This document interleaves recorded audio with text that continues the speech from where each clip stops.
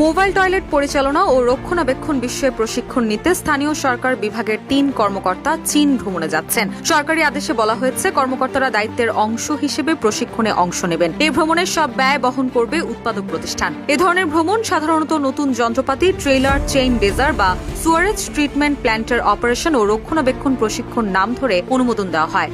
তবে প্রধান উপদেষ্টার কার্যালয় দীর্ঘদিন ধরে নির্দেশ দিয়ে আসছে যে কোনো ঠিকাদার বা সরবরাহকারী প্রতিষ্ঠানের অর্থায়নে সরকারি কর্মকর্তাদের বিদেশ ভ্রমণ পরিহার করতে হবে। বিশেষজ্ঞরা বলছেন, ঠিকাদার বা উৎপাদক প্রতিষ্ঠানের ব্যয়ে বিদেশ ভ্রমণ অনৈতিক এবং স্বার্থ সংঘাতের সৃষ্টি করে। সাবেক মন্ত্রিপরিষদ সচিব মোহাম্মদ মোশাররফ হোসেন ভূঁইয়া বলেন, বিদেশ ভ্রমণের ক্ষেত্রে প্রধান উপদেষ্টার কার্যালয়ের নির্দেশনা মেনে চলা বাধ্যতামূলক।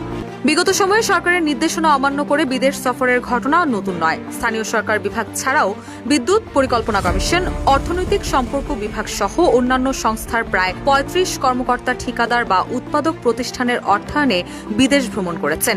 এদিকে স্থানীয় সরকার বিভাগের যুগ্ম সচিব মাহবুবা আইরিন স্বাক্ষরিত সরকারি আদেশ অনুযায়ী সিনিয়র সহকারী সচিব মোহাম্মদ ফারুক হোসেন, ঢাকা দক্ষিণ সিটি কর্পোরেশনের সহকারী প্রকৌশলী মোহাম্মদ নুরুজ্জামান ও উপসহকারী প্রকৌশলী মোহাম্মদ জাকির হোসেন ২৭ অক্টোবর থেকে ৭ দিনের জন্য চীন সফরে থাকবেন।